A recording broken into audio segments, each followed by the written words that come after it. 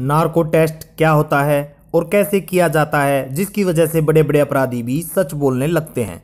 कुछ अपराधी ऐसे होते हैं जो पुलिस के गिरफ्तार करने के बाद पुलिस के डर से ही अपना अपराध कबूल कर लेते हैं और पुलिस को सब सच सच बता देते हैं। जबकि कुछ अपराधी ऐसे होते हैं जो किसी भी कीमत पर सच नहीं बोलते। ऐसे अपराधियों से सच उगलवाने के लिए नार्को टेस्ट किया जाता है। हमारे देश में सीबीआई भी अपराधियों को सच न कबूलने पर इन अपराधियों से सच उगलवाने के लिए इस टेस्ट का इस्तेमाल करती है।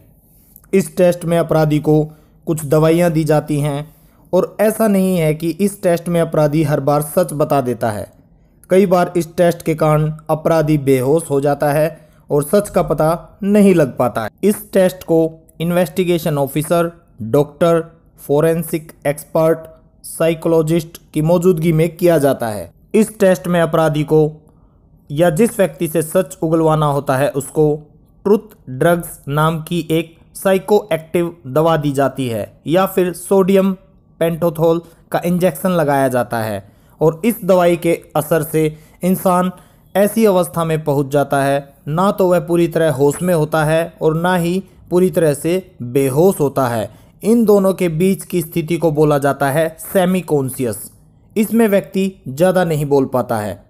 इन दवाइयों के असर से कुछ समय के लिए व्यक्ति के सोचने और समझने की शक्ति खत्म हो जाती है और उस समय उस व्यक्ति से सवाल पूछे जाते हैं, यानी उस व्यक्ति का टेस्ट लिया जाता है। सोचने समझने की शक्ति खत्म होने की वजह से वह अपराधी सवालों का घुमा फिरा कर जवाब नहीं दे सकता और इस समय व्यक्ति काफ़ी हद तक सच बोलता है, क्योंकि झूठ बोलने में दिमाग का ज़्यादा इस्तेमाल होता है, सच बोलने में दिमाग का कम इस्तेमाल होता है।